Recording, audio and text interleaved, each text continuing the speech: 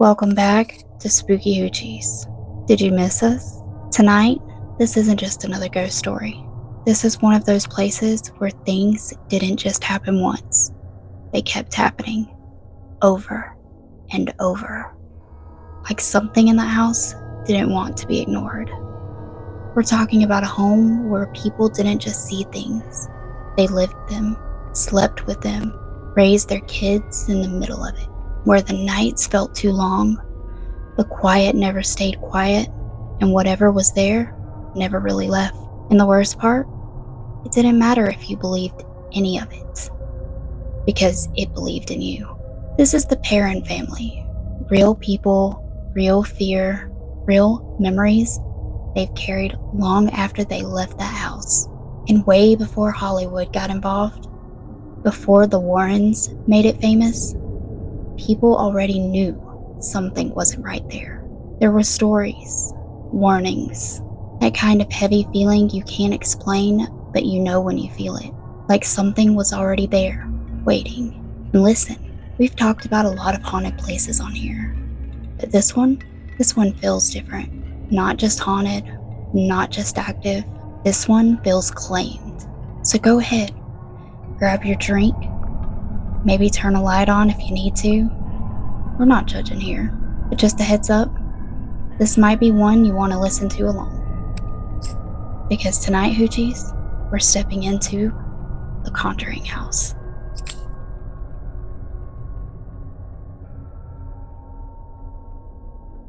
I'm Rachel. I'm Sherry. I'm Kim. We're the Spooky Hoochies. And this is Soul Sessions. We are a trio of soul sisters who get together every weekend over the phone to discuss our favorite paranormal cases. And give you, the listener, the opportunity to eavesdrop on that conversation. And spend the night with the Spooky Hoochies. Well, Mike. we back at it. Okay. We're back. Welcome back. I'm excited. It's been a minute. I know, right? I'm about to be surviving a big ass thunderstorm too. Is that what I'm hearing? Well, that was my sunroof. I was opening it up. All right. So, welcome aboard again. The Conjuring house. So, real quick, before we get started, have you guys seen the update? The latest update from Jason Hawes on the Conjuring house? I did not see it, no. Haven't, no. So basically what has happened up at this point is they were had filed an injunction for Jason to be a part of the lawsuit that what's the other YouTuber guy that's involved in this? I don't remember, but I know who you're talking about. Okay. So yeah, he had some other suit, I guess, going on with, I don't know if it was Nunez or her sister or whatever else, and taking over the debt, Mm-hmm. So Jason had filed an injunction so he could be a part of that lawsuit because he has a stake in the claim. So they ruled in favor for that. That now means that Jason's team can demand all discovery from every side involved in this case, which is a wonderful thing. And that I don't know.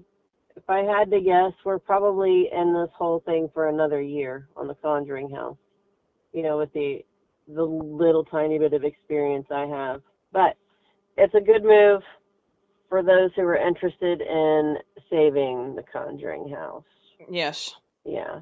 So, before we get started, I also wanted to give you a platform, Rachel, and tell us about what you've been doing. So those who know me know that I'm a big Ghostbusters fan, and ended up getting introduced to there's chapters of Ghostbusters all over the United States. They're super fans, whatever, and they do a lot of things for charities, raising money for children's charities, attending children's birthday parties if we're asked. We've been in several parades, things like that. So anyways, I have joined forces with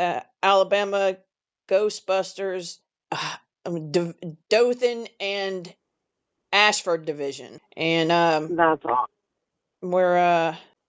they're part of some of the people that are in that are a part of some other things too, to include a pop culture podcast that they do every Thursday night.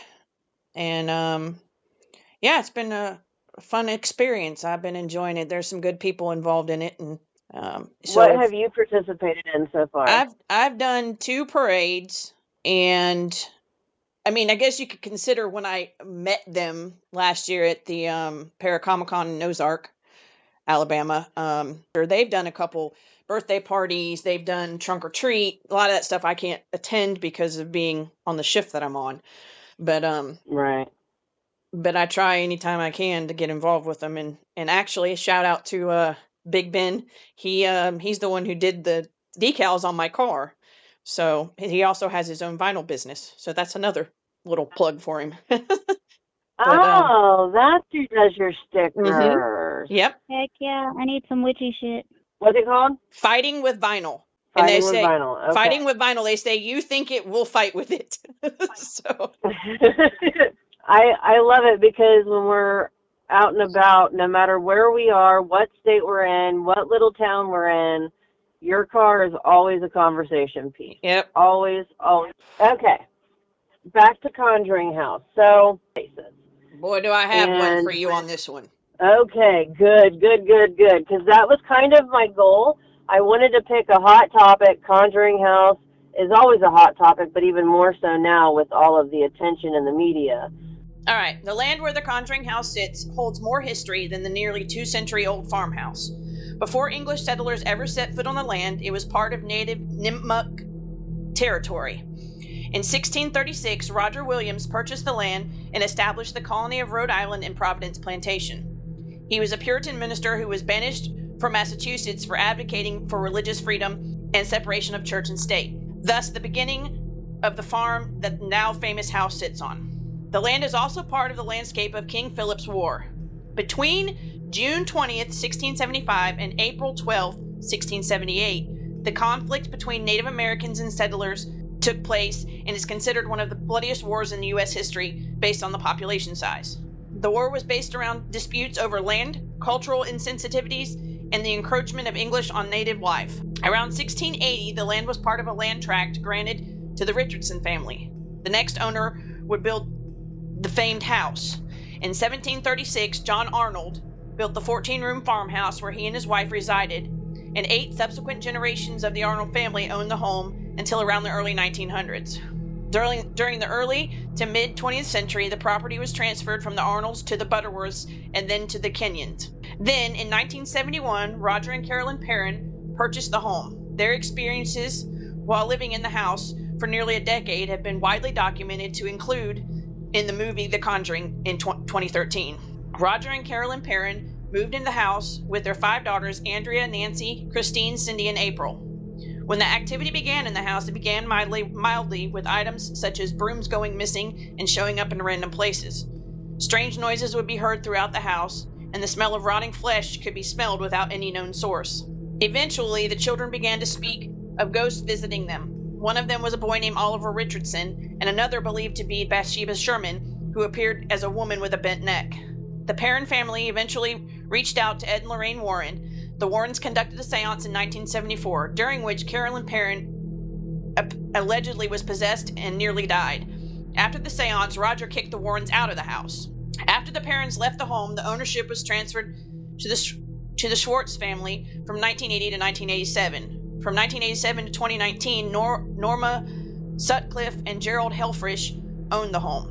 Corey and Jennifer Heinzen purchased the home in 2019 and sold it to the current owner, Jacqueline Nunez, in 2022. Currently, the house is caught up in a legal battle, and the new owner is yet to be determined. So there was quite a bit more in my research. I just didn't want to go too far into it about the whole war and that took place on the land and things like that as well. So it's definitely a lot of native stuff in this land. Are you still there? Yes. Sorry, I forgot I had it on mute. I was talking away. Did any of the other families report any activity prior to the Perrons or after the Perrons?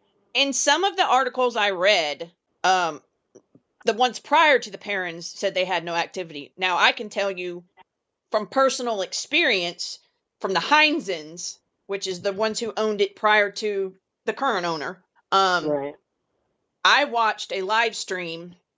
It was a week-long live stream, as a matter of fact. I paid $20. It was the coolest thing in the world. I wish they'd do it again. I paid $20, and I got access to cameras that were all throughout the house, 24 hours a day, for a week. And I can tell you that the camera that was in the basement, they had a football sitting on a bar stool, leaned against it. It wasn't teetering, anything like that. And it flew. I watched it on live video fly off of the chair. So the Heinzens are the ones who started, I think, opening up the home. They didn't live there. They owned it, but they didn't live. I think they lived there early on.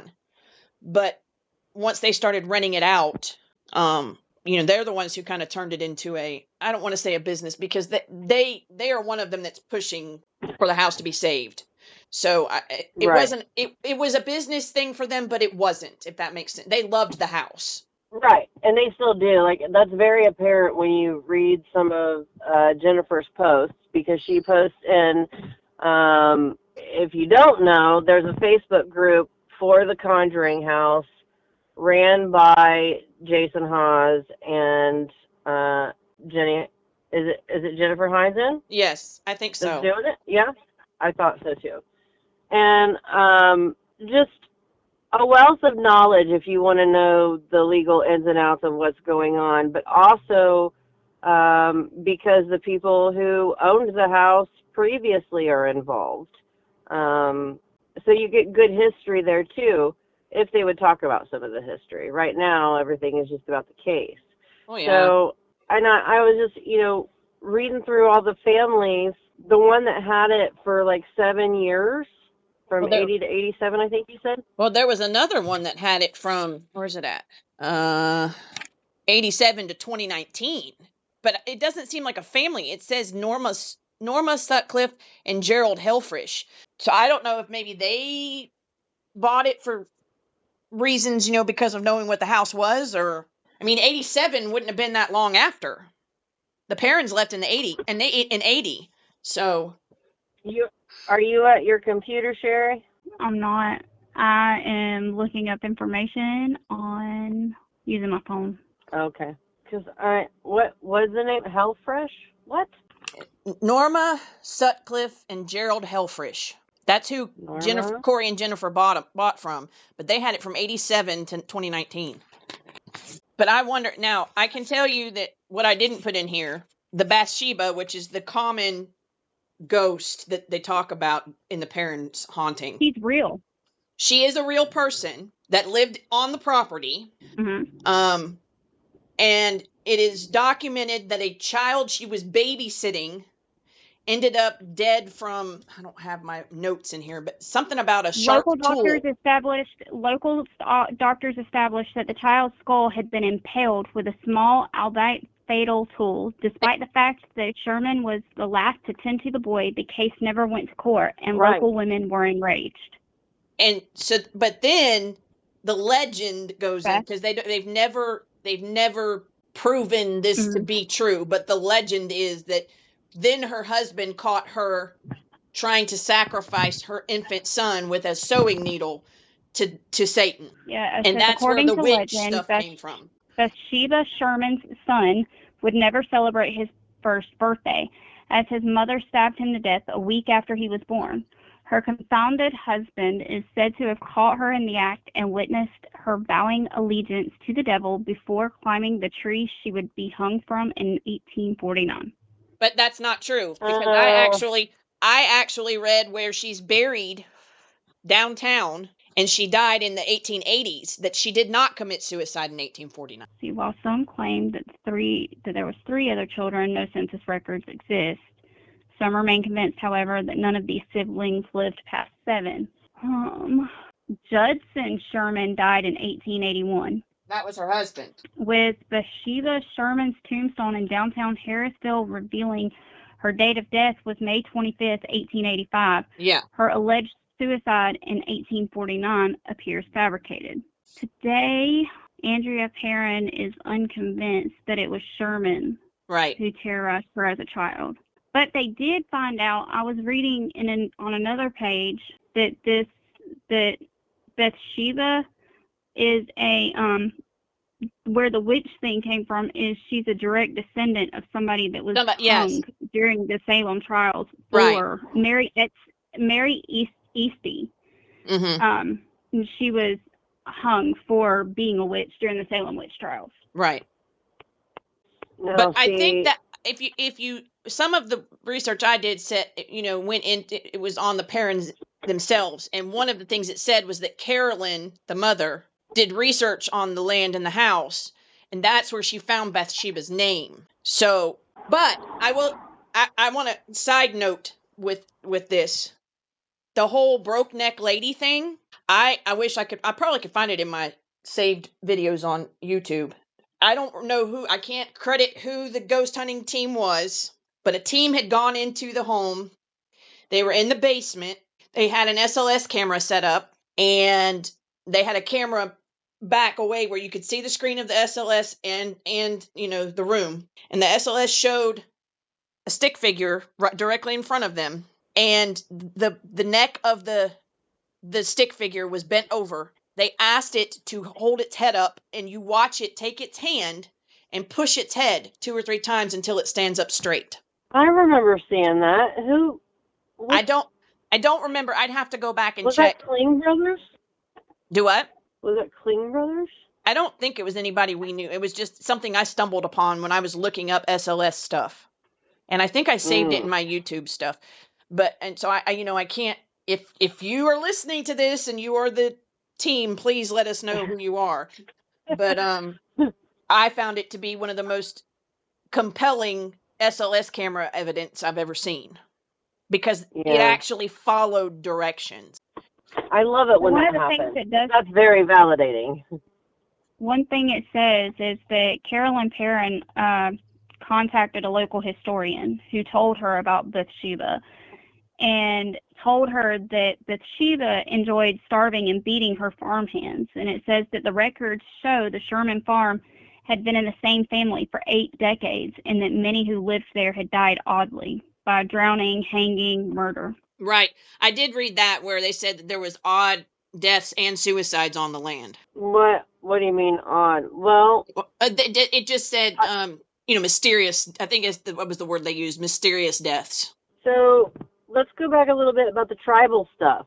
You just kind of touched on that a little bit. Okay, so King Philip was actually, I don't remember his name. Again, I don't have my notes in here, but he was actually a Native American.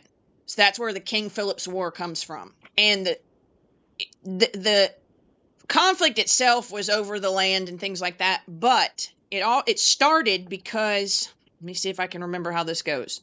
Supposedly 3 of his people murdered another native that was like Harvard educated, which back then was like unheard of. And they murdered him. I read that they said he was actually King Philip's advisor at one time, but he felt that he was like a spy in a sense. So they killed him. Well, then the settlers turned around and murdered hung the 3 guys for killing this other guy, So he was a spy. I'm not sure that that's the case. Nothing I read ever really confirmed or disproved it. But that was I'd never even heard of this war, and me, I'm big on stuff like that. But it happened 1675 to 1678, you're talking well before Revolutionary War, before we were even here as a country, even thought of as a country. It was way before. Well, the house was built before that. That's what I find absolutely amazing. When was the house built? In 1736, 40 years before the country was formed. That's crazy. That's an old fucking house. Yeah. Which, the land itself is probably holding on to stuff, and the fact that the house is still standing there, when you get to talking about residual, who knows the first house the first house, was that demolished or did they add on to that? They added onto it, I believe, but that's the original house. Oh. It's been renovated, of course, and things like that, but it's the original house. So this is part of the reason why I'm also kind of drawn to like international sites too, because everywhere is older than the US, you know? I always say, like, it's just so, I don't know, the history, you can feel it. Right. Oh, I know, because I've been talking about the stories. I've been to Germany, and I've been to those castles that were 800 years old, and just to feel the history in them is unreal.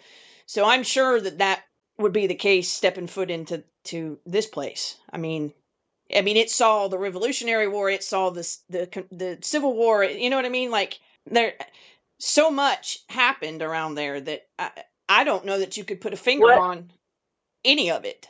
You know, I don't know that. So other than Bathsheba, what else was going on there?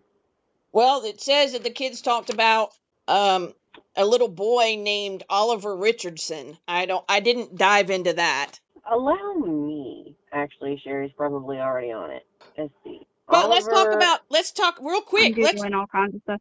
Let's talk about the fact of the Warrens were kicked out of the house. Well, I was going to get there because we spent so much time on the Warrens last session. Oh, I know. I was going to give it a little bit of a break. But okay, tell me about the Warrens, because I'm always down for Warren dirt. I mean, everything I've read, they went in, did a seance. Of course, you know, they claimed the whole infestation thing. And and now they're, you know, everything I read said that Carolyn was allegedly possessed and nearly died. But I did see an interview with Andrea that she said she snuck and was watching, and that her mother was speaking in languages she didn't understand and everything like that. So, but apparently as soon as the seance was over. Go ahead. She stated, I saw somewhere where she stated that she saw her mom contort into a ball. I mean, she's older than our parents, I believe, or right around their age.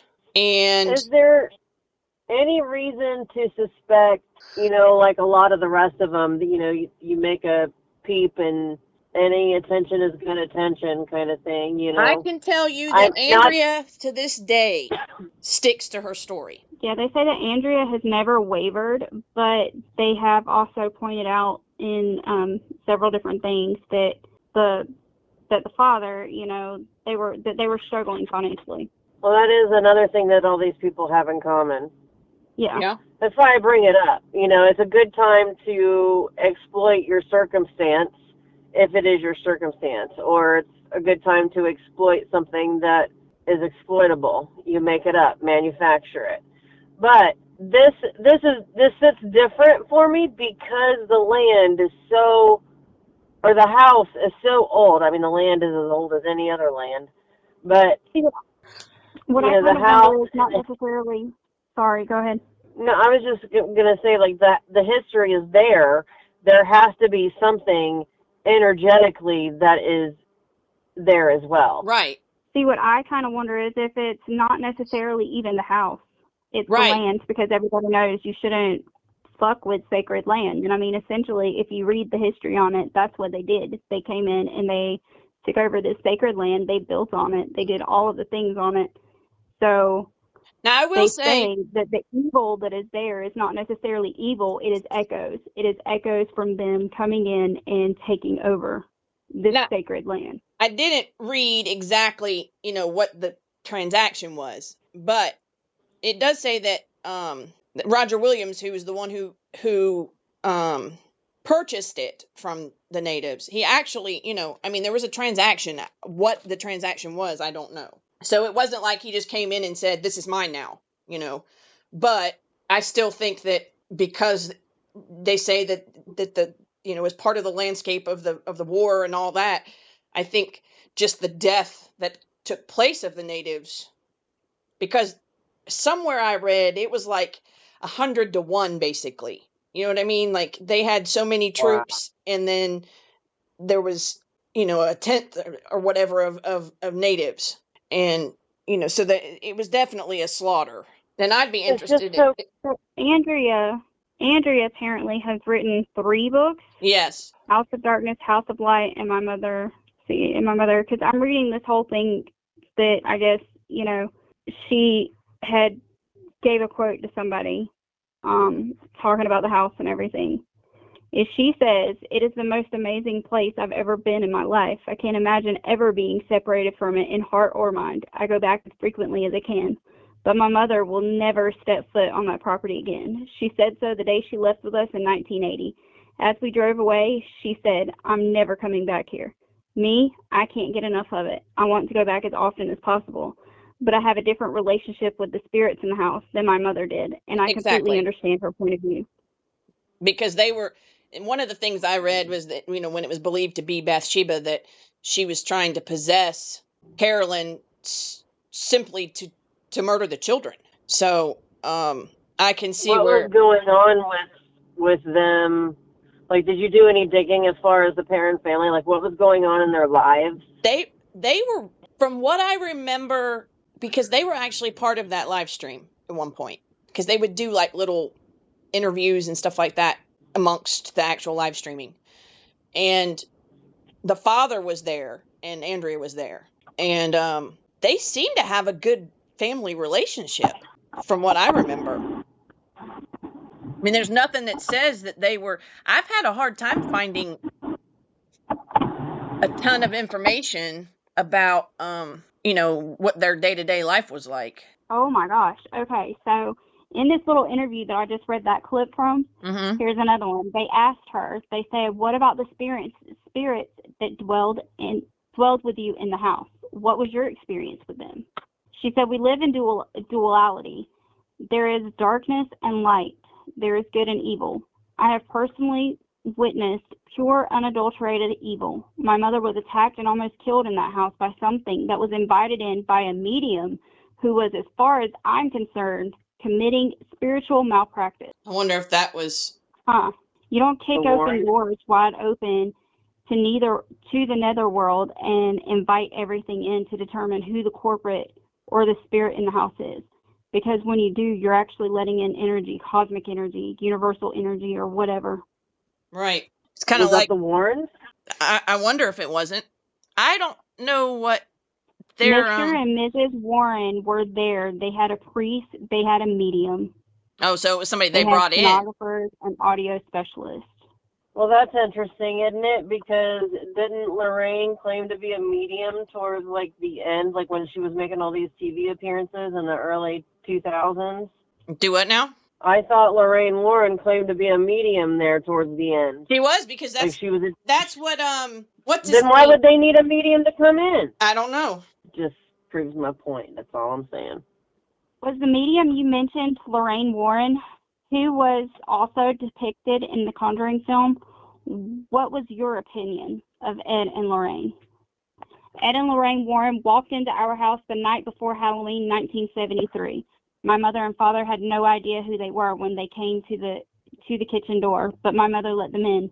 And Mrs. Warren came into the kitchen, and she walked over to the black stove, put her hand on the corner, and then she covered her eyes and said, "I sense some malignant presence in this house. Her name is Bathsheba. I will forewarn people, if somebody ever claims to be an expert in this field, run away from them as fast as you can. There is no such thing." Wow. So see, Andrea Perron thinks the same thing I do, and she's met him personally. Wait, okay, and she said this too. She said 40 years after moving out of that house, I was with Lorraine Warren at a private screening of The Conjuring a few months before it was released. That day, she said to me that she was so very sorry because she and Ed were in over their heads the moment they crossed the threshold of that house. They just didn't know it. That's a weird thing to say after you watch a Hollywood version of your story. Right. Hollywood does weird shit to people, man. What about the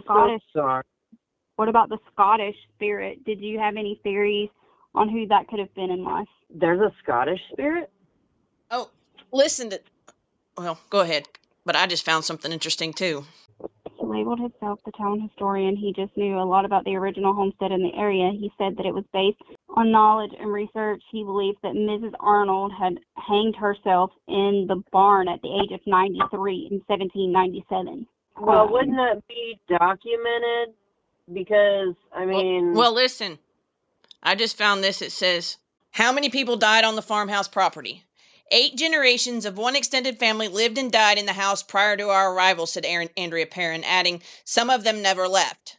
The Black Book of Burrillville, the town's former public records book, reveals that over the course of the existence of the property over the course of its existence, the property had been host to 2 suicides by hanging, 1 suicide by poison, the rape and murder of 11-year-old Prudence Arnold by a farmhand, 2 drownings, and the passing of 4 men who froze to death, in addition to other tragic losses of life. Oh my God. Okay, and then she says that Mrs. Arnold hung herself in the barn at the age of 93 in 1797. And she says, but she was the one who I think considered herself the mistress of the house. She was the one that was threatened by my mother's presence there. She wanted Mom out. She wanted Dad and us to stay. So she, whoever it was, the female spirit with a broken neck that approached my mother twice, she wanted my mom out of the house. I think she just wanted to live her life again vicariously with my father and us, the 5 children that she seemed to covet. That would make sense, but then what I read doesn't add up, because like I said, I read that she was possessing her to kill the children, but it actually makes more sense if that story is real, that right, it would be because I was to going live. To say, there's another part of this interview, it's further back up, I would have to scroll back up, where she says that her mother was never possessed. It just tried to harm her mother and tried to kill her. That's crazy. I got some atmospheric mood weather for us. Oh, God. I hear it. Uh-oh. I remember the last time that happened. That was fun to edit out, but it's fine. Oh, I may not be able to edit last this night one. at 2 in the morning. What came through was Abigail Arnold, who I believe died in 1865. She came through, identified herself, identified me as being present in the house. And then her direct message to me was, we miss your family. So they're still very much there, these spirits, and we don't know why. Wow.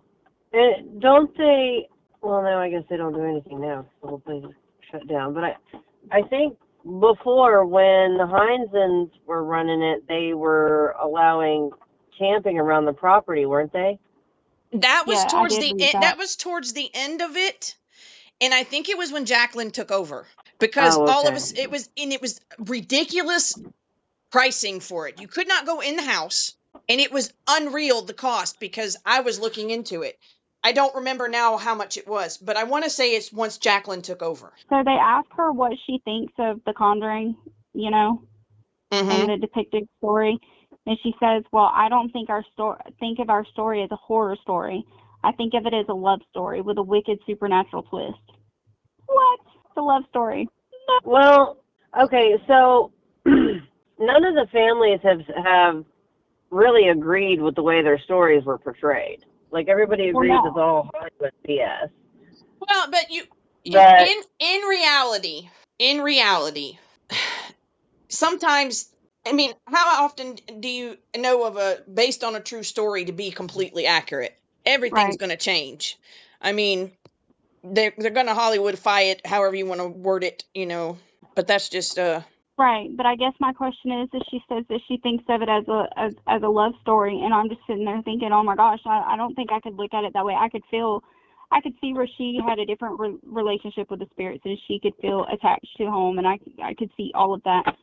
But I guess what I'm saying is, you said that there was something there that tried to kill your mother. I wouldn't look at it as a love story.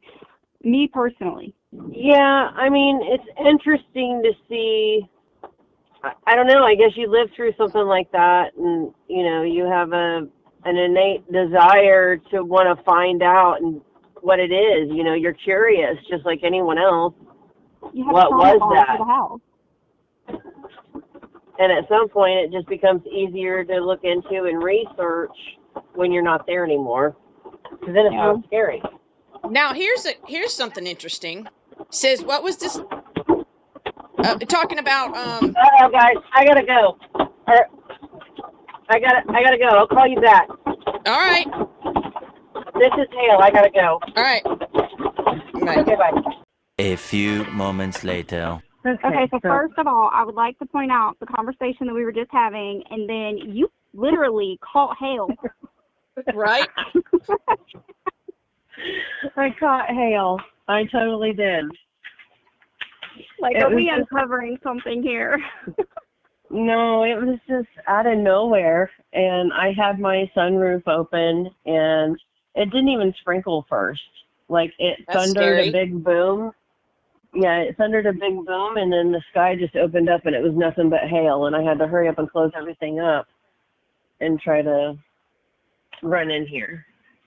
So, yeah, that was fun. Anyways, what I was getting ready to say was I found on this thing says researchers have yet to find any evidence of a case or trial involving Bathsheba, much less the existence of a local historian. I guess that's the historian they claimed gave them the information. It says what was discovered was that Bathsheba was a lifelong member of the local Baptist church. Her minister oversaw her funeral, two highly unlikely events had she been a devil-worshipping witch, as Carolyn claimed. Perhaps the most expository evidence was that Bathsheba never lived in the Perron farmhouse. She resided on the Sherman farm, which was quite a ways away. By all accounts, Bathsheba was an ordinary, hard-working citizen. It was Andrea Perron and the Warrens that pushed the false, gruesome legacy that made Bathsheba a ghostly villain. Yeah, did you see what I sent you guys? Where it says that Jamie Rubio did extensive research on the real Bathsheba Sherman. And here's a spoiler. It's a snoozer. Bathsheba was a local woman. She married Judson Sherman and had a son, Hubert, who grew up to be a farmer. There is zero historical evidence that she was ever accused of witchcraft or murdering a child. The tall tale of an infant dying in her care from a sewing needle to the skull is a sensational fabrication. Most importantly, historical records suggest Bathsheba Sherman never even lived at the Harrisville farmhouse. Well, the only way you can really even verify that anymore is if you actually request the records, and I think they charge for it. I forget what it was on the website, but I was able to go back, I think, to 1962, 1968, I don't remember. See that stuff on the website, but anything prior to that you would have to request. And I don't know how far back they really go. It's a really old part of the country, so yeah. You would think that they would have ways to keep, historical records like that. But I don't see microfiche very often. No. I do think that there's some more interesting things that we could learn about the tribal aspect of the land. Right. I'd like to know more about that, because that is like the first areas, right? Yeah, I mean, that's all in New England and whatever. I mean, the guy who purchased the land was banished from Massachusetts, which is definitely, in the area of where settlers came in and all that. Yeah. It'll just be, I really hope they're able to get all this worked out legally, because it would just be really great to go and not just to check out the house, but the land almost seems more interesting to me than any of these locations that, we've hit on so far. And right. I guess it's because they're all like individual houses. But the land always seems to have more going for it than the house does. I mean, I think in this case, Carolyn, the house has some history, but I don't know. Right. But I think that if Carolyn really encountered anything that was like that, it was probably not anything that ever occupied the home before. That would be my assumption. Yeah. And especially if there's no record of Bathsheba even living in that house. Right. Do we have any idea of where she lived? They said the Sherman estate, which they said was a pretty good distance away. And I think that a lot of the people who owned it after the Perron family were probably investors because what did I read? I just read something. Hold on. the Kenyans were selling it off. The Arnolds sold a lot of land off. Right. And it was land from everywhere.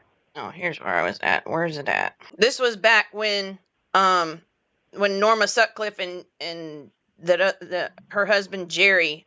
I don't know why it was under different names, but it says the current owners, Norma Sutcliffe, stated that she and her husband Jerry have had far less intense experiences in the farmhouse, including the door banging in the front hall, sounds of people talking in another room, sounds of footsteps accompanied by a door opening in another room, and her husband's chair vibrating in the study. The only thing that were ever visible to them. Yeah. Okay. Says during Norma's conversation with Andrea Perron, she states that a minister and his wife who had lived in the home never spoke of experiencing anything paranormal. The real Lorraine Warren attempted to attribute this to the fact that he was a minister and would not want to reveal such information. Well, I don't know. I just don't think that there's any way that you can refute history. Well, here's the thing. With or without Bathsheba, the property itself, existing as it is very, very, very, very old. It has a whole lot of history and has seen a whole lot of trauma. Right. The energy in that place has got to be wicked. I'm sending y'all a picture. Well, they actually said she hung herself? Uh-huh. That's crazy. They even tell, like, the happenings. The circumstances. Yeah, the circumstances were as followed. And then it gives, like, the whole... mental illness, or was she, like, severely depressed? Obviously. Wardrobe hook with a very small cord. What's a wardrobe hook? I love how they word this stuff. The other inmates of the house by this time were there. They immediately cut her down, but the vital spark had fled. She had evidently made every preparation for the act. What an obituary. Right? A what? A dirk knife? Yeah, that's what it says. What's a dirk knife? And a vial of mercury. It is a sad affliction to her friends. That's so crazy. Okay. Hear me out. No? I mean, read that. That doesn't really sound like, I mean, you're a true crime buff. We've been to CrimeCon. We've done scene examination and you know, criminal analysis and stuff like that. That doesn't sound like, that sounds like somebody wants you to think that she was suicidal. Therein lies a motive for a haunting. It says, sorry, I just totally zoned out. I am so sorry. But it says on here in this article thing that I'm reading, although Mrs. John Arnold did commit suicide by hanging, she obviously did not do so in the barn of the Harrisville farm, but rather in a storeroom in her own house. Mm-hmm. That's crazy. But it also says she was 50 years old. Is that not what that says? That's what it looks like. Aged 50 years. She was the daughter of Dexter Richardson, Esquire. I'm still... Right. I mean, I don't know if that's normal for that time to lay it out like that, but that's just crazy to me how they laid out what happened. It was posted in the April 18th, 1866 edition of the Evening Star. Well, they were a lot more colorful about how they wrote things back then in the paper, because that's around the time of the Civil War and everything. And I've read a lot of news articles from the papers back then, and they were a lot more descriptive. No. See, this is bullshit. I don't believe this will happen at all. Explain to me how, if he's an invalid, he gets up the stairs. I mean, it might have took him a while.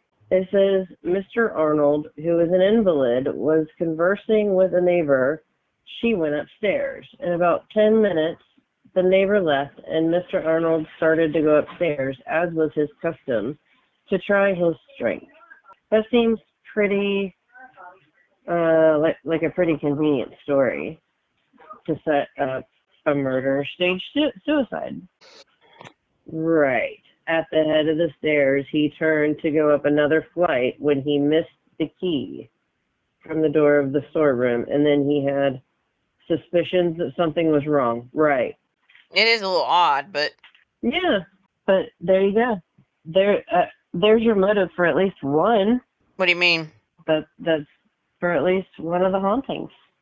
Yeah. And you know, a murder stage suicide. Everybody's thought it was a suicide all these years. That does not sound like a suicide to me. That sounds like a schmuck trying to cover up. Well, and here's the murder. other thing. You're talking about he was an invalid. It says he went through a window into a shed roof and into another window. Yeah, sounds like an invalid, right? And she was suspended from a wardrobe hook with a very small cord. Almost sounds like he strangled her. Yeah. Here's a list of... Let's see, what's this say? Black. I think I'm on the same page as Sherry is, but this talks about says several miles away. As far as the available records are concerned, Susan Arnold was not a member of the same Arnold family associated with the Harrisville farmhouse. So that may be the Harrisville farmhouse. Right, because there is another so the Arnold one that's house 30 miles away. There is another Arnold house. Right. But it's in another town. They sold off pieces. No. This is a completely different place. It's in a different town. But it's I know, right there in Rhode Island. There was a long history of the Arnolds. They had to have owned a ton of land, if not all of fucking Rhode Island. And they started selling off pieces of it. And the Kenyons did the same thing, it looks like. It was just much later that they did it. They're the ones who owned it before the Perrons. Well, there's a lot here being debunked in this page. It says, John A. Arnold, according to Perron's book, made the same critical decision to take his own life in the eaves of the house where he remains. Another quote from Perron, wondering who one of the spirits might be, asks, was it Johnny Arnold, the man who crawled up in the eaves to drink horse liniment and died a horrible death in the house? These quotes suggest to the reader that John Arnold took his own life inside the Harrisville farmhouse. It says John Arnold was the son of Edwin Arnold, but not the husband of Susan Arnold, mentioned above. Since he was the son of Edwin, who had owned the farmhouse for a time, it is understandable that Johnny would have spent his early years in the house. According to his obituary, dated 1911, for several years he had not been in good health and latterly became despondent. In a fit of despondency, he took a dose of Paris green, and the efforts of a physician to save his life were unavailing.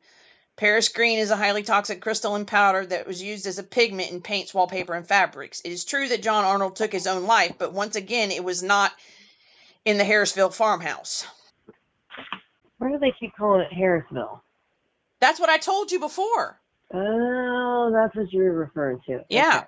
So, where did he do it? It says that, well, his obituary says he died in his home near Tarklin Sunday morning. So, he was born in Burrillville and was the son of the late Edwin and Adeline Arnold. It says this location is several miles southeast of the Harrisville farmhouse. Thus, John Arnold's suicide clearly did not happen where Perron claims it did.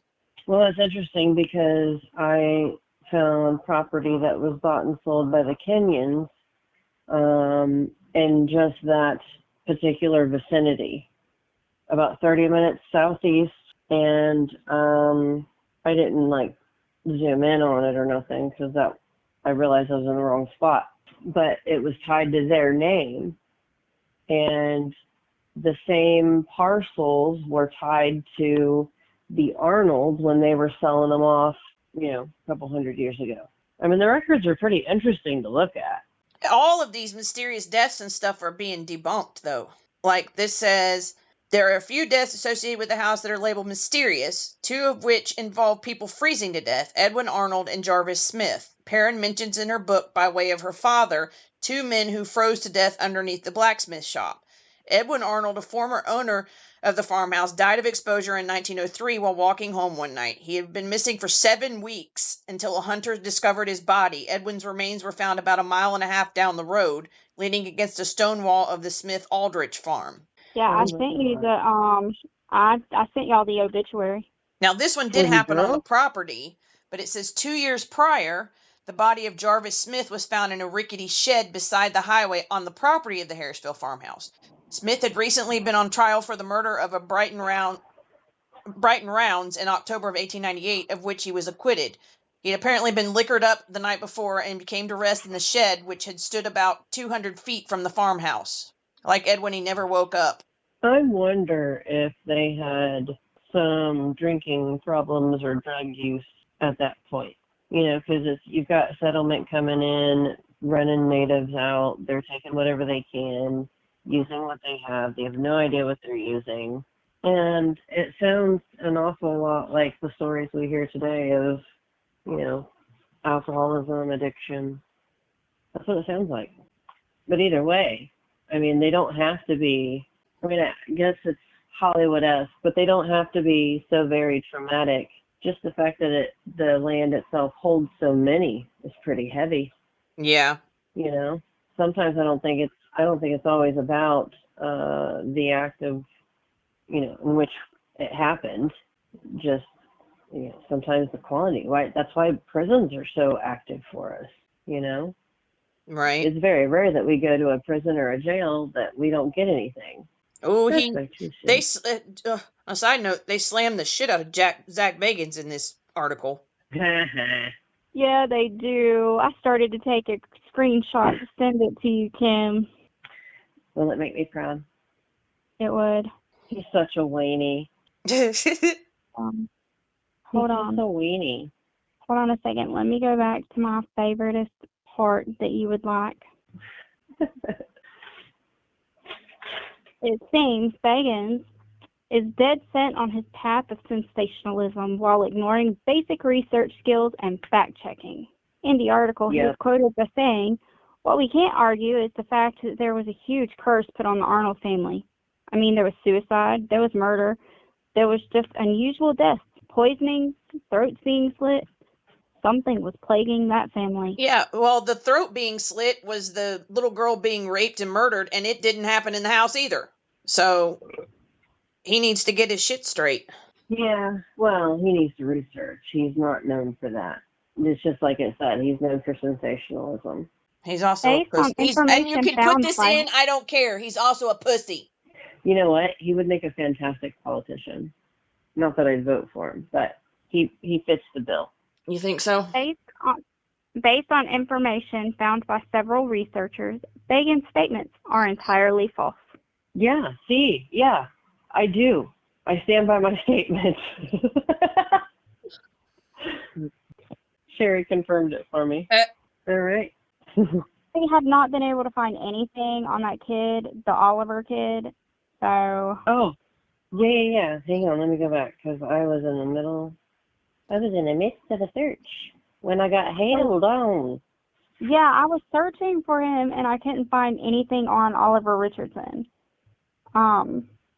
Nothing at all. The Richardsons were, where is it at? Did you guys pull up that Skeptical Inquirer? Is that what you guys were looking at?